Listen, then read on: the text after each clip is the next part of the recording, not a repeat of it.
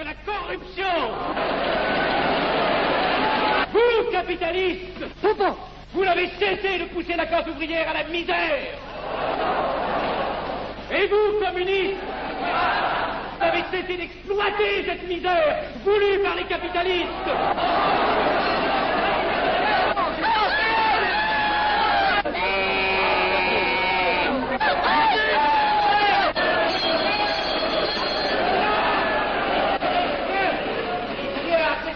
Et vous tous, parlementaires, désuets et périmés, n'insultez pas le parlementarisme.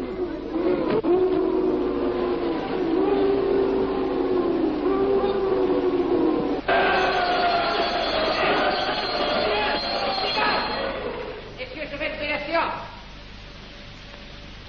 Continuez, monsieur Hassel. Messieurs, je n'ai plus rien à dire.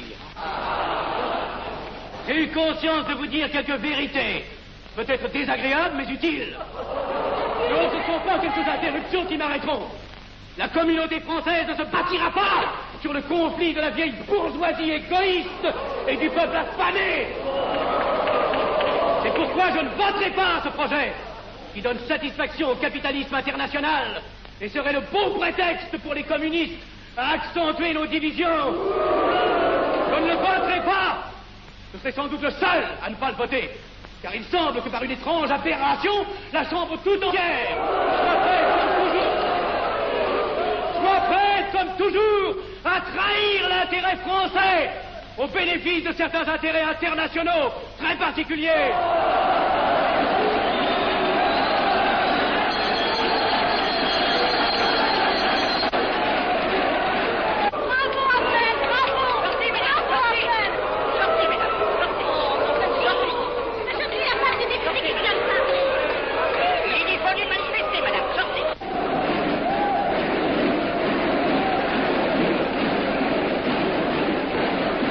Il a du courage, ce petit Affnel. Ces petits nationaux trop puritains nous font perdre notre temps. Il faudrait l'éduquer un peu. De quelle loge est-il? Il n'est pas de chez nous, mon frère Dubois. Tout s'explique. Voilà un garçon intelligent qui a besoin d'une méthode et de conseils. Présentez-le donc.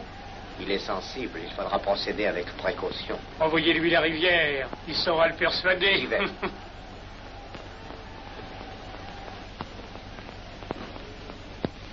Mon cher vénérable, nous avons un service à vous demander. Enfin, dis donc, je vous suis tout dévoué. Le jeune Affnel qui vient de parler assez brillamment devrait subir les épreuves de l'initiation. La maçonnerie lui apporterait beaucoup et le disciplinerait. Ne croyez-vous pas? J'y pensais déjà. Nous allons nous en occuper activement. Alors, je suis brisé. Comment avez-vous trouvé mon discours? Excellent. Vous leur avez dit de fort bonnes vérités. Ouais, ça n'a pourtant servi à rien, ils ont voté le projet. Ça ne sert jamais à rien de dire la vérité. Les gens n'aiment pas la vérité. Ils préfèrent de beaucoup les mensonges. Vous êtes cynique. Non. J'ai une certaine expérience politique, déjà ancienne. À propos, voulez-vous venir un peu avec moi? J'ai quelque chose à vous dire. Volontiers.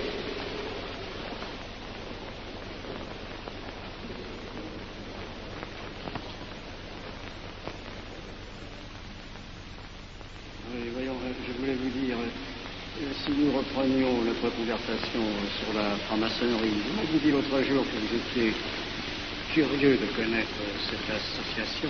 Ah oui, on en dit tantôt du bien, tantôt du mal. Je vous avoue que je n'aime pas beaucoup les sociétés secrètes. Ah, enfin. La franc-maçonnerie n'est pas une société secrète. C'est une société discrète. Pourquoi éprouves-tu tant de répugnance à me voir entrer dans la franc-maçonnerie? Cette association me semble suspecte. Il ne doit y avoir que des arrivistes là-dedans. Non, voyons, ce sont peut-être aussi des braves gens animés d'un idéal sincère. Le texte qu'ils m'ont donné est rempli de bonnes idées. Tu me diras que ça n'est qu'un programme affiché à l'entrée.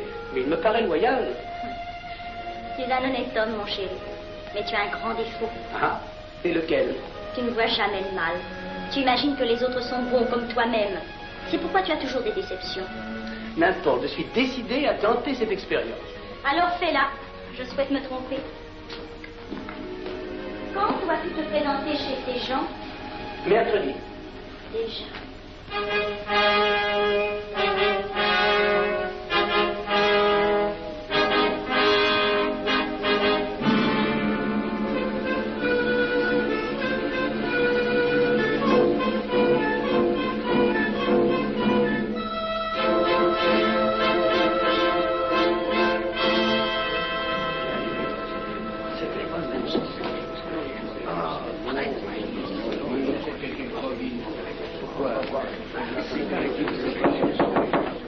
Mes frères, les travaux reprennent force et vigueur.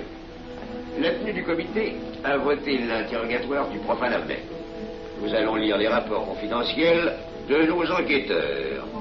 Pierre Abnel, né en 1902 à Laval, a fait sa première communion.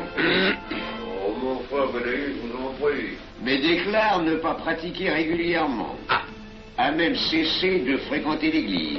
Très bien. Mais s'avoue spiritualiste.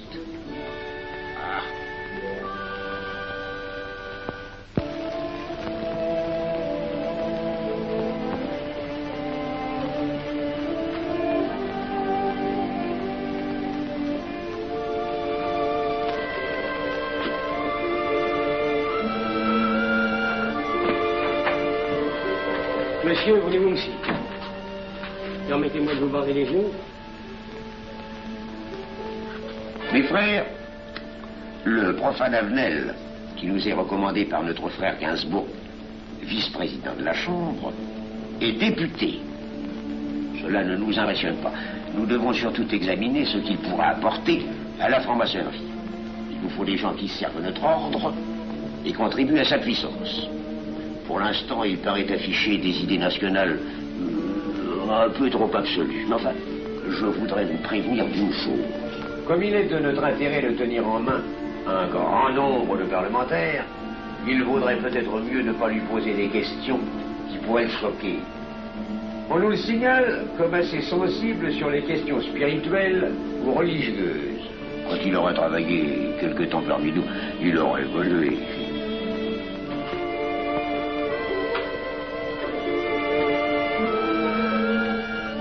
Voilà, le silence le plus absolu, mes frères.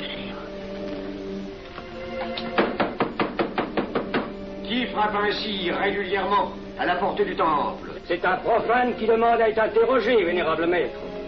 Faites entrer le profane.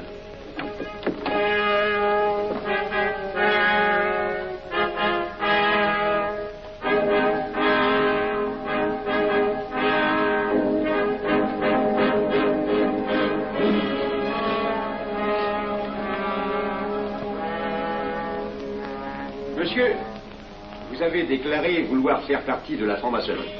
Mais nous désirons savoir qui vous êtes. Nous allons donc vous interroger sur vos sentiments, vos croyances, vos idées politiques. Répondez-nous sans vous troubler, mais en nous disant la plus stricte vérité. Consentez-vous à cet interrogatoire? J'y consens.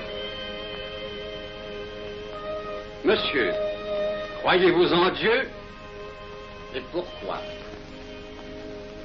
Il semble être déçu par ce premier contact avec la maçonnerie. Mais l'interrogatoire est assez pénible. J'ai dû paraître ridicule. Vous vous trompez.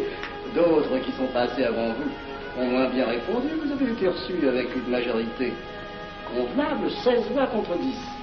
Comment, j'ai eu 10 voix contre moi? Non, non. 2 seulement. 2. Mais les voix d'opposition comptent pour 5. Ah, un opposant de plus, et vous étiez blackpoolé.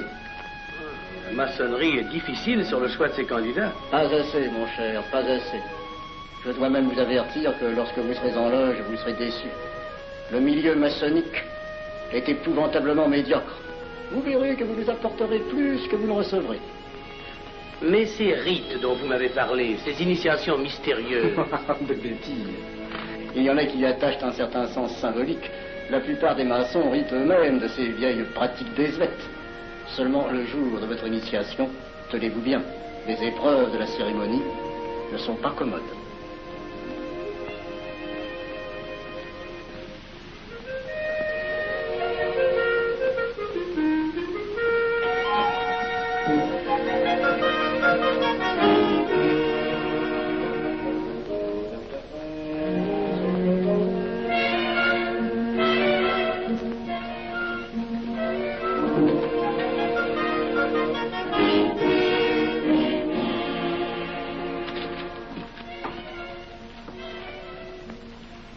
Bon. Attendez à la buvette, là. On viendra vous chercher. Mais c'est entendu, mon cher, je m'occupe de ton affaire. Tu peux compter sur moi. Mais c'est entendu. Excuse-moi, la tenue va commencer, je suis un peu en retard. Bien.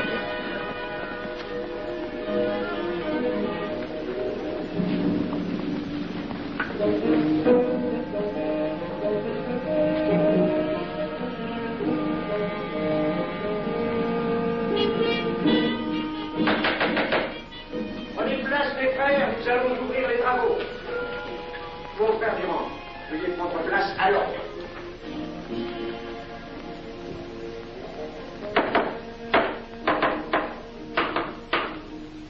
Frère premier surveillant, êtes-vous franc-maçon? Mes frères me reconnaissent comme tel, vénérable maître.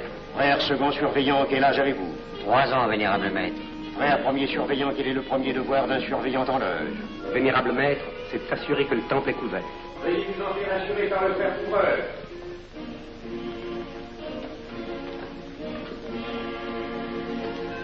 Le temple est couvert, vénérable maître. Frère second surveillant, quel est le second devoir des surveillants en loge? Vénérable maître, c'est de s'assurer que tous les frères présents sont membres réguliers de la loge ou visiteurs connus. Debout, et alors, mes frères.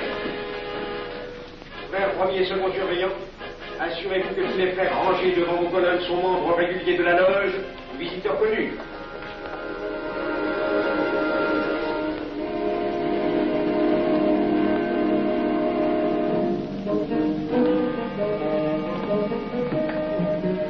Vénérable maître, les frères qui décorent l'une et l'autre colonne sont membres réguliers de la loge ou visiteurs connus. Il en est de même à l'Orient. Frère premier surveillant, à quelle heure les francs-maçons opèrent-ils leurs travaux? À midi, vénérable maître. Quelle heure est-il, frère second surveillant? Il est midi, vénérable maître. Puisqu'il est l'heure du travail, frère premier second surveillant, invitez les frères de vos colonnes à se joindre à vous et à moi pour ouvrir les travaux de la respectable loge des enfants de l'univers Orient de Paris, au grade d'apprenti, en la forme accoutumée. À moi, mes frères, par le signe, la triple batterie et l'acclamation.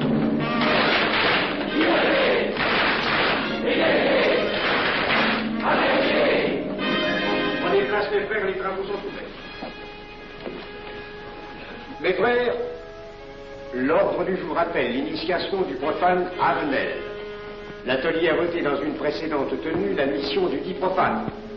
Nous allons donc ce soir le recevoir solennellement. Mon frère couvreur, veuillez aller chercher le profane Avenel qui a écrit son testament philosophique dans le cabinet de réflexion.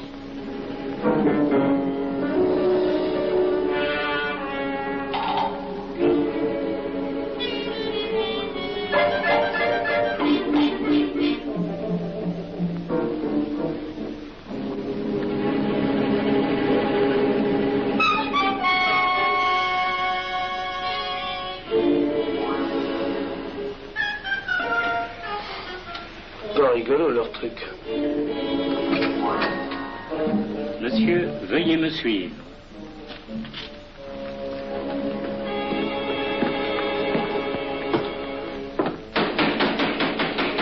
Qui frappe ainsi régulièrement à la porte du temple? Vénérable maître, c'est un profane qui demande à être reçu maçon s'il en est jugé digne. Frères, armez-vous de vos glaives. Faites entrer le profane.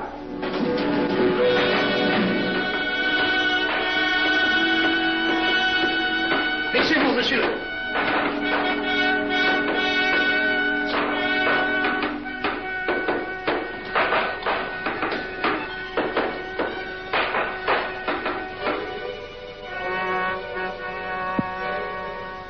Monsieur, cette épée que vous sentez sur votre poitrine est toujours levée pour punir le parjure.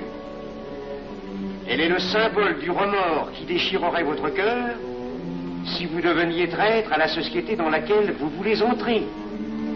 Est-ce de votre propre volonté, en pleine liberté, que vous vous présentez parmi nous? Oui. C'est une institution qui ne procède que d'elle-même. Elle prend sa force dans la raison. Persistez-vous toujours dans vos intentions? Êtes-vous bien déterminé à vous soumettre aux épreuves, quelles qu'elles puissent être? J'y consens. En ce cas, confiez-vous à la main qui va diriger vos pas.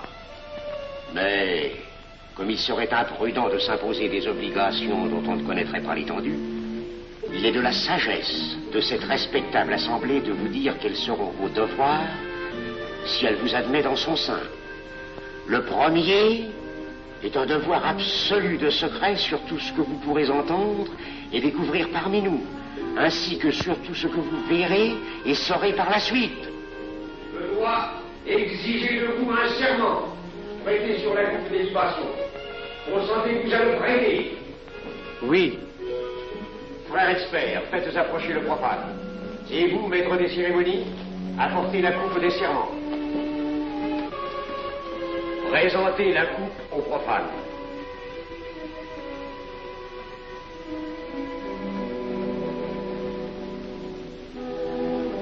Prononcez avec moi le serment. Je m'engage sur l'honneur, au silence le plus absolu, sur tous les genres d'épreuves qu'on pourra me faire subir. Je m'y engage. Vous devez connaître toute l'importance d'un serment. Si jamais vous manquiez à une parole aussi solennellement donnée, buvez. Buvez! Buvez! Que ce breuvage amer soit pour vous le symbole de l'amertume et du remords que laisserait dans votre cœur le parjure qui aurait souillé vos lèvres. Frère expert, emparez-vous du profane et faites-lui faire son premier voyage.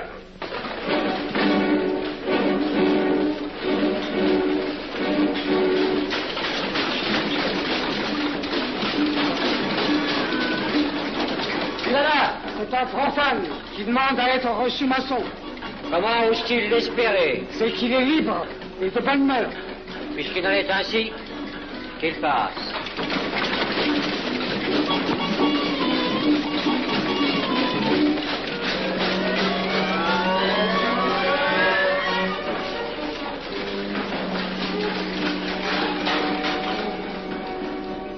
Monsieur, le voyage symbolique que vous venez de faire est l'emblème de la vie humaine.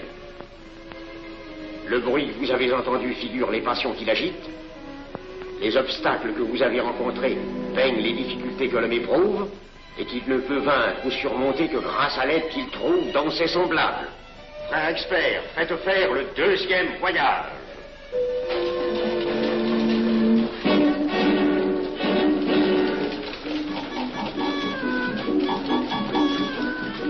Qui va là?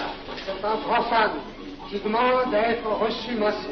Comment ose-t-il l'espérer? C'est qu'il est libre et de bonne mœurs. Puisqu'il en est ainsi qu'il passe, et qu'il soit purifié par l'eau.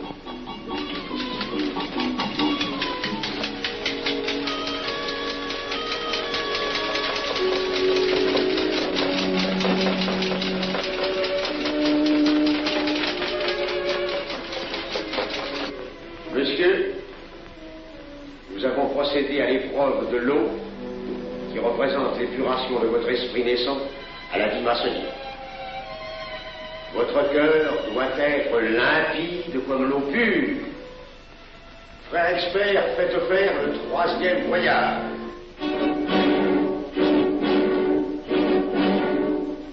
Qui va là? C'est un profane qui demande à être reçu maçon. Comment ose-t-il l'espérer? C'est qu'il est libre et de bonne mœurs.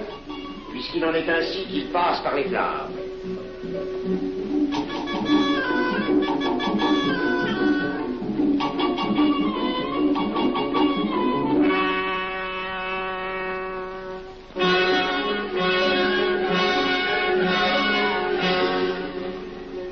Monsieur, les flammes dont vous avez été environné ont achevé vos épreuves. L'ordre maçonnique dans lequel vous demandez à être admis pourra peut-être un jour exiger que vous versiez jusqu'à la dernière goutte de votre sang pour sa défense et celle de vos frères. Je vais maintenant vous faire prêter serment à la franc-maçonnerie. Frère expert, amenez le profane à l'autel. Mes frères, debout, à l'ordre et glaive aux mains.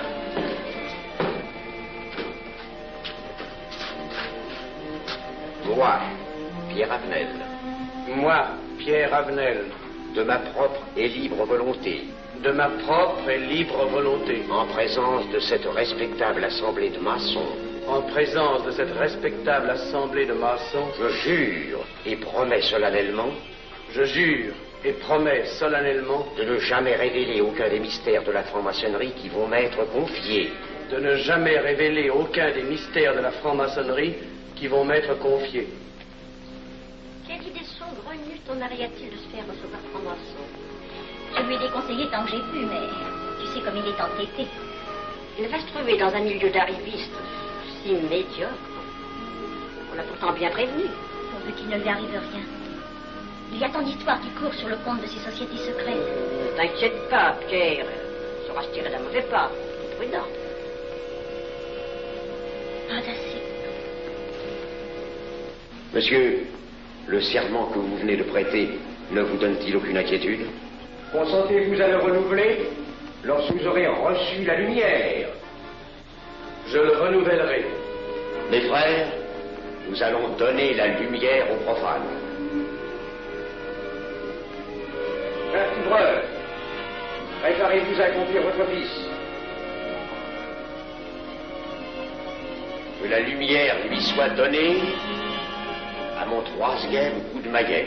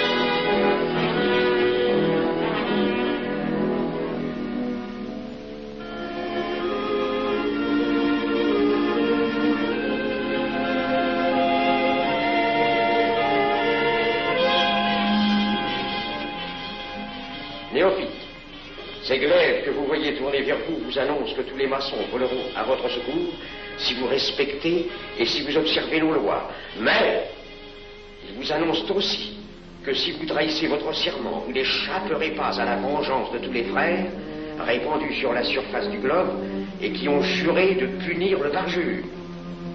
Le jurez-vous, mes frères? Nous le jurons.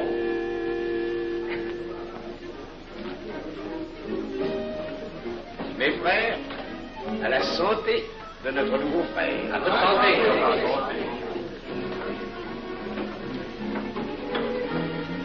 Mon très cher frère, qu'est-ce que vous pensez de cette soirée? Eh bien, c'est curieux. Cette cérémonie est très impressionnante. Mon cher frère, pourrais-je vous laisser ma carte au cas où vous auriez besoin de mes services? Je vends de tout. De la bonne tripe, des chaussures, du savon à des prix invraisemblables. Tu permets, mon cher Lévi-Stein? Je t'en prie. Mon frère Avenel, nous allons bientôt vous mettre à contribution. Oui, un de nos amis de notre loge voudrait un bureau de tabac. Le Grand Orient est submergé de demandes en ce moment. Avec vous, ça ira peut-être un peu plus vite. Volontiers. Je vous remercie. Ah, dans quelque temps, je vous parlerai aussi d'une autre affaire. Depuis plusieurs années, j'ai droit à la Légion d'honneur. Je ne m'en suis jamais occupé, je n'ai pas voulu déranger nos amis pour ça, on leur demande déjà tellement de choses, n'est-ce pas? Vous m'aiderez? À votre service. Merci beaucoup. Alors, on nous voit. Ah non, pas comme ça. Voyez-vous, des petits coups secs avec le pouce, là, comme ça. Pom, pom, pom. Essayez. Pom, pom, pom. Et ben voilà. Avec ce signal-là, on ouvre toutes les portes.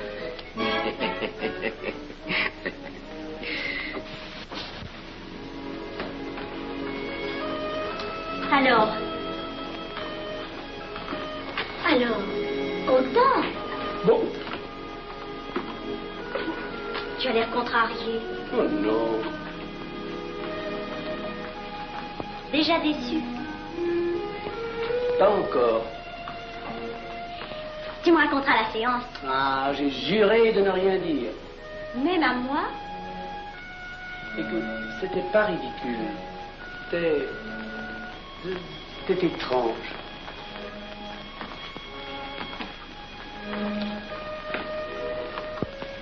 Mon chéri. Oh, mon chéri, c'est idiot, mais j'ai peur pour toi. Qu'est-ce que tu veux qu'il m'arrive? Oh, mon grand.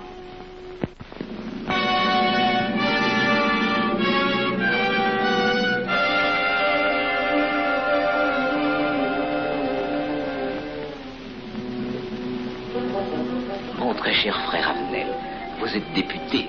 J'ai un service à vous demander. Lisez l'intro, tous les détails sur la théorie. Mon très cher frère, si vous pouviez m'obtenir cette place, vous me feriez plaisir. Mon cher, donnez donc un coup de téléphone au préfet, qu'il m'ôte cette contravention. Demandez la liberté, le scandale fascinateur. Mon très cher frère Abnel, j'ai besoin d'un bon témoin de moralité dans un procès. C'est un de nos frères qui passe en correctionnel. Il est bien un peu coupable, mais avec un peu d'appui. Et pour manifester cette solidarité maçonnique, je suis sûr que vous voudrez bien vivre. L'arrestation du banquier Charles Lévy. Le crime des banques coopératives. Un nouveau scandale financier. Il faut l'exclure, c'est une fripouille. Oui, évidemment, c'est une fripouille, mais puisque personne ne le sait, nous pouvons le garder parmi nous. Non! Mais je comprends très bien vos réactions, mon cher Abnel. Mais tenez, je vais vous citer un exemple. J'ai vécu pendant 20 ans en maçonnerie avec un frère que je considérais comme un escroc. Ben, je n'ai rien dit. Parce que c'était un excellent maçon. Nous ne sommes pas du même avis.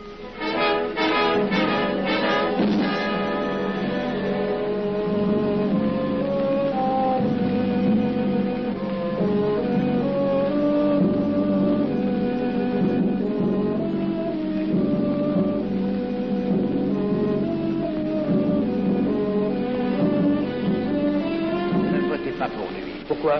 C'est un adversaire de la maçonnerie. Mais son projet est excellent. Qu'importe, il nous dessert. Vous n'avez pas l'air de mon avis. Non. Non, non et non, je ne ferai pas ce que vous voulez. Un vous demande de vous conformer à la discipline républicaine. La discipline républicaine et maçonnique. Je sais ce que c'est, allez, c'est une canaillerie. Mon frère, ne laissez pas vos paroles dépasser votre pensée. Oh, ne croyez pas que je suis en colère, non, j'ai tout mon sang-froid au contraire. Et c'est pour ça que je ne voterai pas cette loi unique.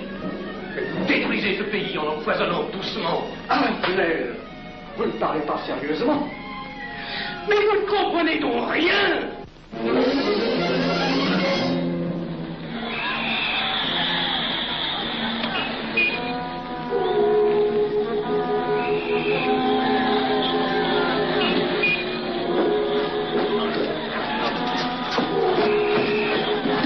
Que se passe-t-il? Regardez. Mais calmez-vous, mon vieux. Ce n'est rien. Rien.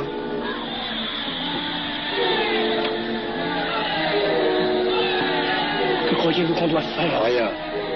Surtout rien. Pas de pareil cas que t'attends. Et croyez-moi, il n'y aura pas d'incident. Tous ces gens vont rentrer se coucher. Ils sont fatigués de leur crier.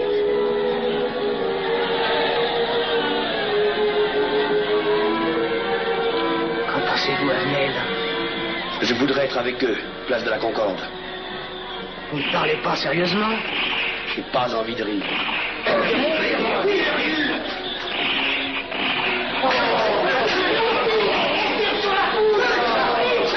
Il faut arrêter ça, oui. Mais surtout, il faut arrêter ça.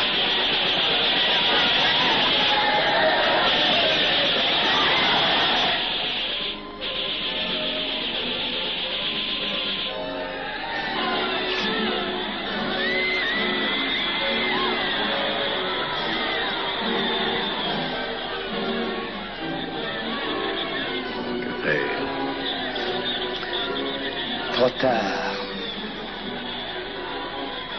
On tire encore. Coupe-feu.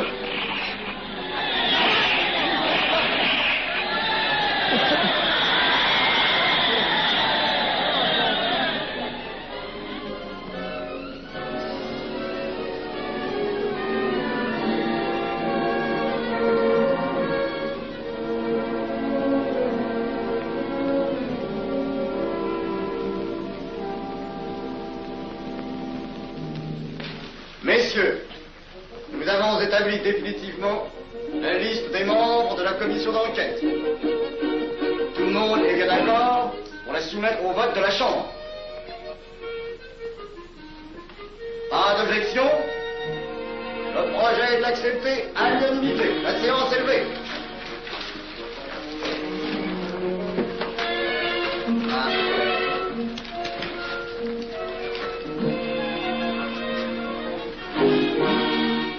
Vous pensez que ça va marcher? Je ne prévois pas d'opposition. Si cela est ainsi, nous risquons de nous en tirer. Je le crois sincèrement. Nos frères députés nous attendent dans un salon voisin. Ils sont impatients de vous entendre. Allons-y. Armel. À propos, cher ami, je vous ai mis d'office dans la commission d'enquête. Moi, pourquoi? C'est indispensable. J'ai besoin de vous. Venez avec nous. Vos amis nous attendent.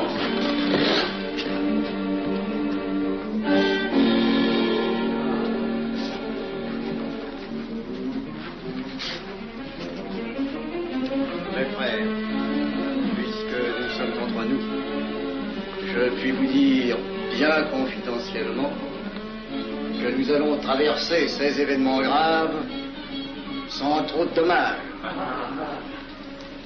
La commission vient d'accepter tout à l'heure les listes que nous avons proposées pour la commission d'enquête. Beaucoup de nos adversaires en font partie, mais dans l'ensemble, les maçons sont encore en majorité. Rassurez-vous donc, ni la République ni la maçonnerie ne sont perdues. Elles ont traversé une crise grave. Elles sortiront renforcées de cette épreuve. Merci.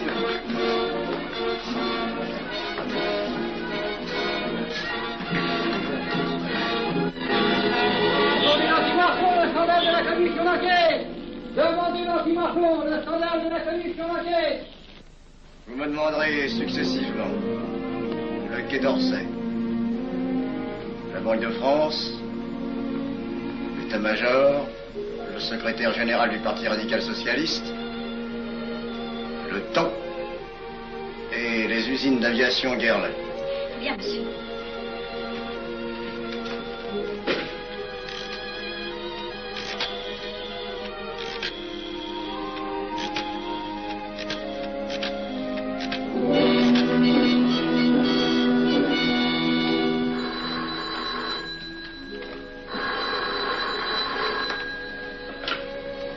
Allô, le chef de cabinet du ministre. Allô? Mais oui, passez-le moi.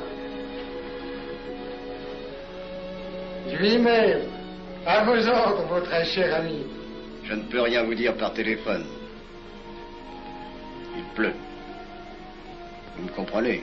À merveille. Alertez tous nos amis à l'étranger. Qu'en aucun cas, on ne parle de nous. Silence. Compris. Allô, ici Général Maisonnat. À vos ordres, mon cher Larivière.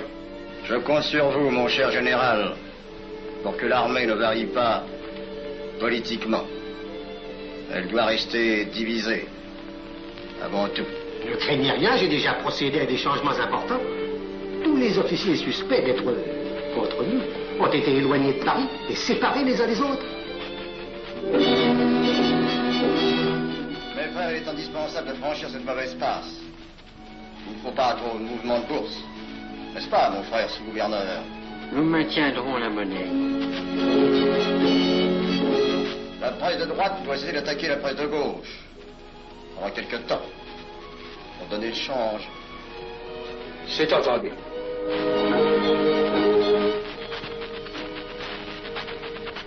Les partis de gauche doivent faire entente avec ceux du centre. Et ceux de l'extrême gauche. De la sorte, nous contrôlons le peuple. Bloc populaire. Mieux. Front populaire. Bien. Quant à vous, mon cher Garlet, j'ai reçu ce matin une communication de l'étranger. On nous demande d'envoyer immédiatement du matériel d'aviation en Espagne. Moyennant quoi nous aurons tous les appuis politiques nécessaires. Mais prototypes. Surtout nos prototypes.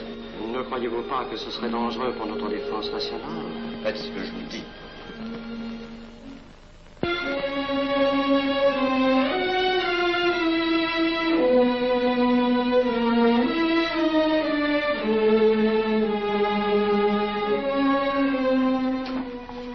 Monsieur Adnet, faites entrer. Ah, bonjour, cher ami. Comment on va? Bien, merci. Ah, je vous ai fait appeler. Que se passe-t-il? On ne vous voit plus. Vous le boudez? Oh non. Cigarette. Non, merci. Dites-moi, pourquoi avez-vous refusé de faire partie de la commission d'enquête? Oh, j'ai beaucoup de travail en ce moment et je fais déjà partie d'autres commissions. Avenel, répondez-moi franchement. Ce n'est pas parce que nous avons eu l'autre jour une petite discussion bien fraternelle? Eh bien, justement, si. Je voudrais vous parler de la franc-maçonnerie. Ah, mais bien, voyons, mais bien entendu. Asseyez-vous. Ah. Alors? Ah. Je vous écoute. Eh bien, voilà, vous avez été mon présentateur, je vous dois une explication. Je suis décidé à déposer ma démission. Vous avez l'air d'avoir été déçu par la maçonnerie. Oh, pire, choqué. Pourquoi? Mais confessez-vous, mon vieux. Vous ne serez pas le premier maçon qui m'aura ouvert son cœur. Qu'est-ce qu'on vous a fait? Mais à moi, personnellement, rien. Mais je trouve ce milieu maçonnique... pourri d'arrivistes écœurants. Je vous l'accorde. Ah, ben, je ne vous le fais pas dire. Oh, croyez-vous que je sois dupe?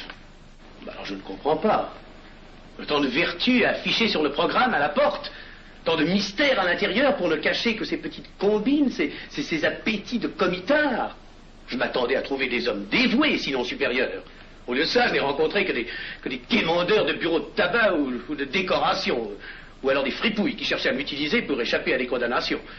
En dehors d'eux, des phraseurs, des sectaires ignorant tout, ne connaissant rien de l'histoire de leur pays, rien de l'histoire du monde, rien de la politique, rien de la philosophie, rien.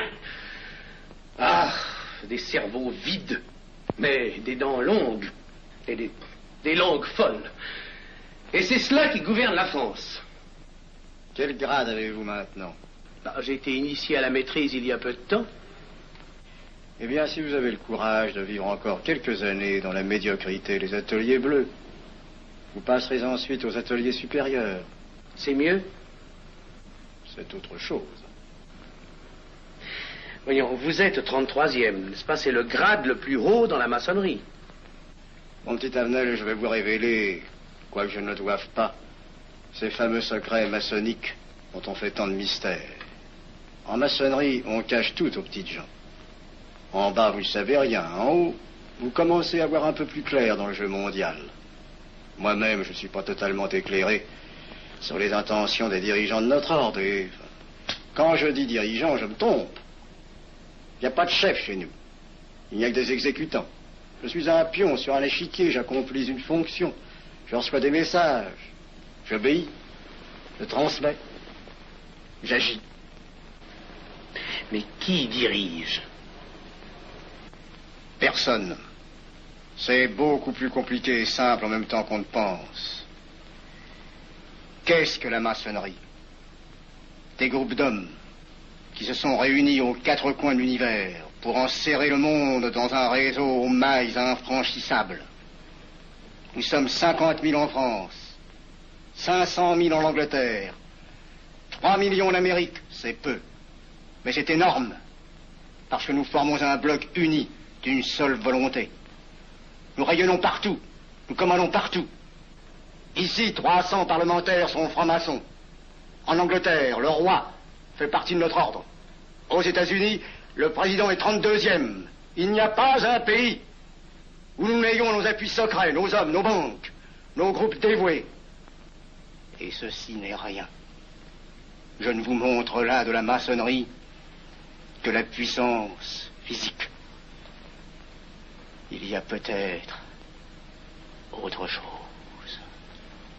Mais quoi? Une doctrine supérieure. Une antique expérience des forces du monde qui nous permet de pousser les peuples tantôt vers la vie, tantôt vers la mort, quand il le faut. La mort? Je croyais la maçonnerie attachée à la paix. À une certaine paix. Notre paix. Sinon,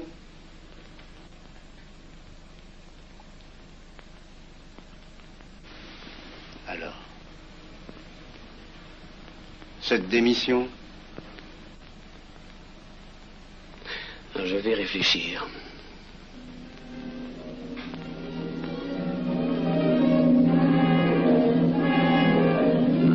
Alors, il n'y a qu'une solution, la guerre. Pour réussir à déclencher la guerre, la maçonnerie a besoin de tous ses hommes. Sur combien de voix pouvons-nous compter à la Chambre? Nos frères parlementaires sont à peu près tous sûrs. Sauf un que j'oserais nommer, car il fait partie de notre loge. Qui donc? Avenel. Il tient des propos contre le Grand Orient et qu'il accuse de vouloir déclarer la guerre à l'Europe. Je n'ai jamais eu confiance en ce type-là. C'est une faute de l'avoir laissé entrer ici. Nous pouvons encore leur amener de meilleurs sentiments. Je doute que vous réussissiez. Qui sait? Nous avons peut-être les moyens pour ça.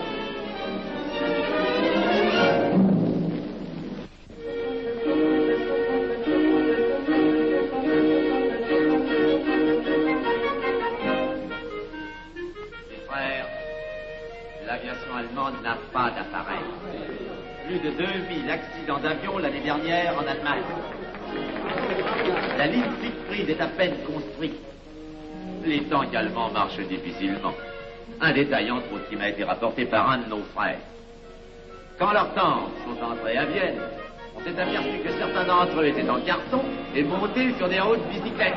Voyez-moi, mes frères, il est très facile d'abattre le national-socialisme dont les exigences sans cesse accrues deviennent intolérables.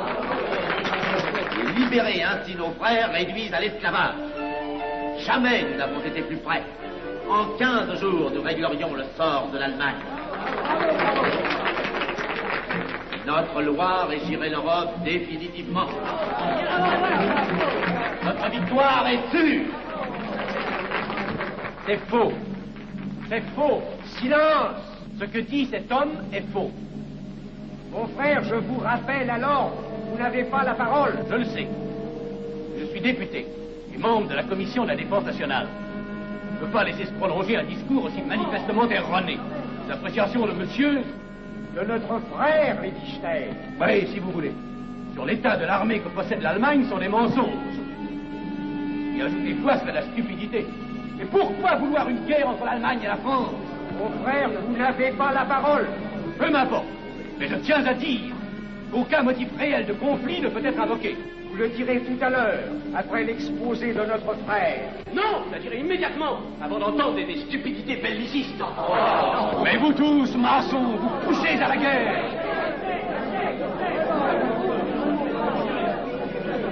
Pour que ce pays soit gouverné par vos lois, par les Juifs, et la maçonnerie surtout. Le peuple français ne se battra pas pour défendre une idéologie fumeuse, un régime ignoble, une république pourrie. Mon frère Avenel, je vous prie de couvrir le temple.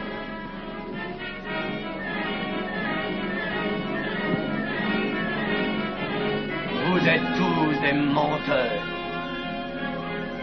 et des faussaires. Tout chez vous n'est qu'une sinistre comédie.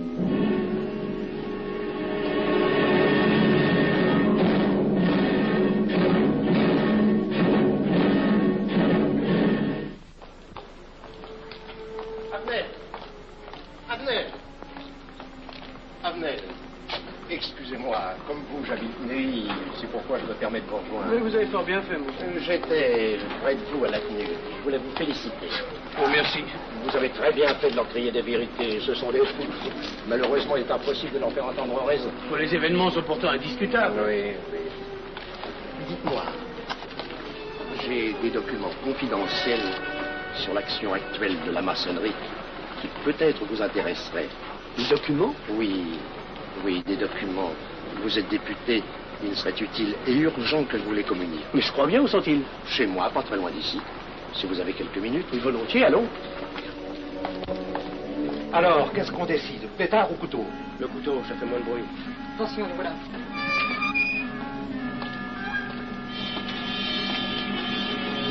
Un instant, je vais voir si...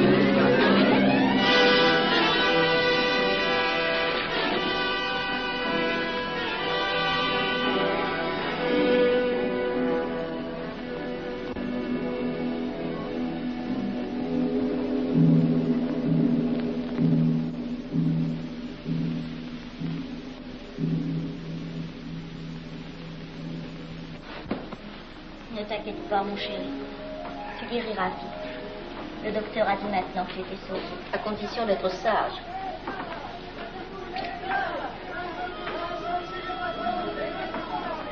Qu'est-ce qu'on entend? C'est la mobilisation générale, mon chéri.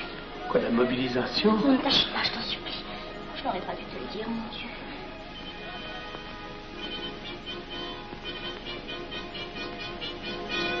T'en fais pas, mon chéri. Tu reviendras vite.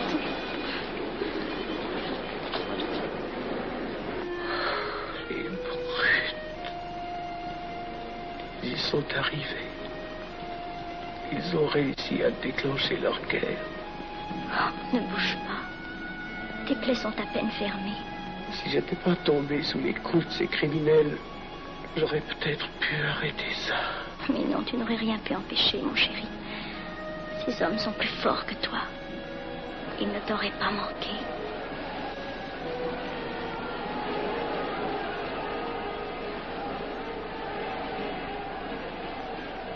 Qu'est-ce que c'est?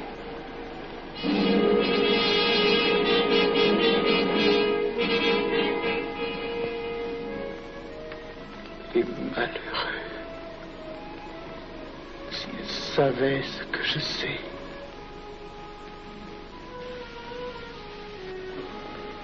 Mes frères, nous pouvons affirmer en toute sérénité que la franc-maçonnerie universelle a présentement atteint son but.